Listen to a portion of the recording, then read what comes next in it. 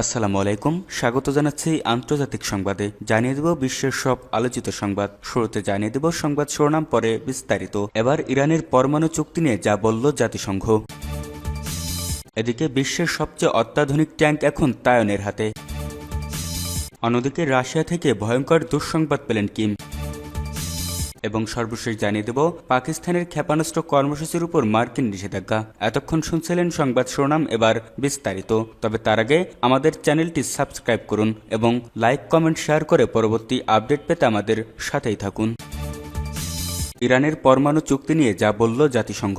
জাতিসংঘের জ্যেষ্ঠ কর্মকর্তা রোজমেরি ডিকালো ইরানের পরমাণু চুক্তি টিকিয়ে রাখতে তেহরান এবং সংশ্লিষ্ট বিশ্ব শক্তিগুলোর প্রতি দ্রুত পদক্ষেপ নেওয়ার আহ্বান জানিয়েছেন। একই সঙ্গে সতর্কবার্তা দিয়ে তিনি বলেন, এই চুক্তির সফলতা কিংবা ব্যর্থতা কেবল সংশ্লিষ্ট পক্ষগুলোর জন্য নয়, বরং আমাদের সবার জন্যই গভীর তাৎপর্য বহন করে। রয়টার্সের এক প্রতিবেদন থেকে এ তথ্য জানা যায়। প্রতিবেদনে উল্লেখ করা হয়, 2015 সালে ইরান এবং যুক্তরাজ্য, জার্মানি, ফ্রান্স, যুক্তরাষ্ট্র, রাশিয়া ও চীনের মধ্যে যৌথভাবে জেসিপিওএ নামে পরিচিত একটি পরমাণু চুক্তি স্বাক্ষরিত হয়। তবে 2018 সালে তৎকালীন মার্কিন প্রেসিডেন্ট ডোনাল্ড ট্রাম্প যুক্তরাষ্ট্রকে এই চুক্তি থেকে সরে যান, যার ফলে ইরানও ধীরে ধীরে চুক্তির শর্ত ভাঙতে শুরু করে। সম্প্রতি ইউরোপ ও ইরানের কূটনীতিকরা মধ্যপ্রাচ্যের আঞ্চলিক উত্তেজনা কমাতে এবং ইরানের পরমাণু প্রকল্প নিয়ে আলোচনা করছেন। এদিকে ইরানের বিরুদ্ধে কঠোর ব্যবস্থা নিতে প্রস্তুত যুক্তরাজ্য, ফ্রান্স ও জার্মানি। তাদের দাবি, ইরানের পরমাণু অস্ত্র তৈরির প্রচেষ্টা বন্ধের প্রয়োজন হলে নিষেধাজ্ঞা পুনরায় আরোপ করা হবে। জাতিসংঘে ইরানের রাষ্ট্রদূত আমির সাইদ ইরাভানি এই হুমকিকে বেআইনি বলে প্রত্যাখ্যান করেছেন। তিনি সতর্ক করে বলেন, কোনো উস্কানিমূলক পদক্ষেপ নেওয়া হলে তেহরান তার সম্মান প্রতিক্রিয়া জানাবে। জাতিসংঘের পারমাণু বিষয়ক নজরদারি সংস্থা ইন্টারন্যাশনাল অ্যাটমিক এনার্জি এজেন্সি জানিয়েছে, ইরান তাদের ইউরেনিয়াম বিশুদ্ধকরণের মাত্রা বাড়াচ্ছে, যা পরমাণু অস্ত্র তৈরির পথে ঝুঁকি তৈরি করতে পারে। বিশেষজ্ঞরা বলছেন, এই পরিস্থিতিতে দ্রুত আলোচনা শুরু করা না হলে মধ্যপ্রাচ্যে নতুন সংকট দেখা দিতে পারে। জাতিসংঘের পক্ষ থেকে সব পক্ষকে আলোচনায় বসার আহ্বান জানানো হয়েছে। বিশ্বের সবচেয়ে অত্যাধুনিক ট্যাঙ্ক এখন তাইওয়ানের হাতে।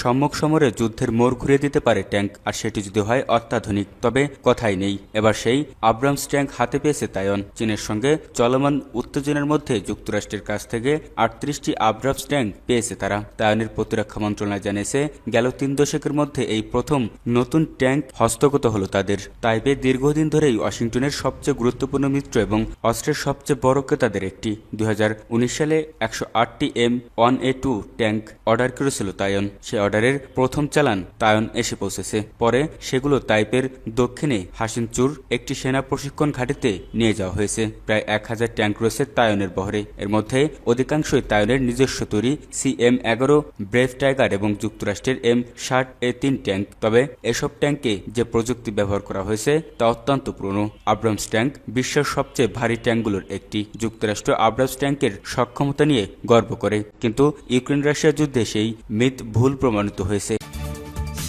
রাশিয়া থেকে দুঃসংবাদ পেল কিম। ইউক্রেনের বিরুদ্ধে লড়াইয়ে রাশিয়ার পাশে দাঁড়িয়েছিল উত্তর কোরিয়া। এমনকি বন্ধু রাষ্ট্রে প্রায় 12,000 সেনা পাঠিয়েছিলেন কিম, কিন্তু এখন রাশিয়া থেকে দুঃসংবাদ পাচ্ছেন তিনি। বিষয়টি এমন যে রুশ প্রেসিডেন্ট ভ্লাদিমির পুতিনের পাশে দাঁড়িয়ে বিপাকে পড়েছেন উত্তর কোরিয়ার নেতা কিম জং উন। কুরস্ক অঞ্চলে ইউক্রেনীয় ও রুশ বাহিনীর মধ্যে তীব্র লড়াই চলছে। এ লড়াইয়ে রাশিয়ার হয়ে যুদ্ধ করছে উত্তর কোরীয় সেনারা, তবে সেখানে সুবিধা করে উঠতে পারছে না তারা। যুদ্ধের ময়দানে মারা পড়েছে শত শত উত্তর কোরীয় সেনা। নাম প্রকাশে অনিচ্ছুক এক মার্কিন সামরিক কর্মকর্তা এই তথ্য জানিয়েছে। ওই কর্মকর্তা দ্য মস্কো টাইমসকে জানান, ইউক্রেনীয় বাহিনীর সঙ্গে লড়াইয়ে উত্তর কোরিয়ার শত শত সেনা হতাহত হয়েছে। সবচেয়ে বেশি মারা পড়েছে নিচের সারিতে থাকা সেনারা।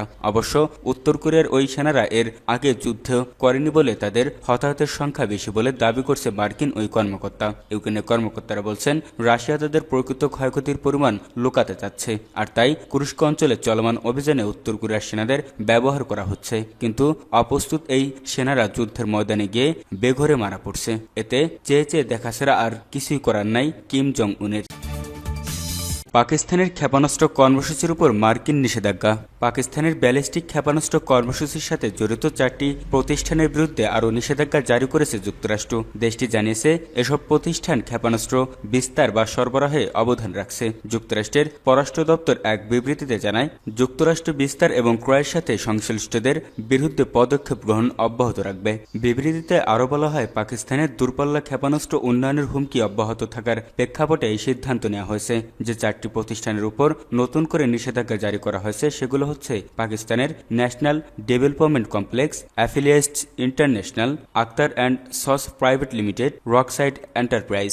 উল্লেখ্য, ন্যাশনাল ডেভেলপমেন্ট কমপ্লেক্স পাকিস্তানের ব্যালিস্টিক ক্ষেপণাস্ত্র কর্মসূচির দায়িত্ব রয়েছে। তারা পাকিস্তানের দূরপাল্লার ব্যালিস্টিক ক্ষেপণাস্ত্র কর্মসূচির প্রয়োজনীয় সামগ্রী ক্রয় করে। অন্য 3টি প্রতিষ্ঠান সরঞ্জাম সরবরাহ করে থাকে। গত সেপ্টেম্বরে ওয়াশিংটন 5টি প্রতিষ্ঠান এবং এক ব্যক্তির উপর নিষেধাজ্ঞা আরোপ করেছিল। তাদের বিরুদ্ধেও ব্যালিস্টিক ক্ষেপণাস্ত্র অপসারণের অভিযোগ আনা হয়েছিল।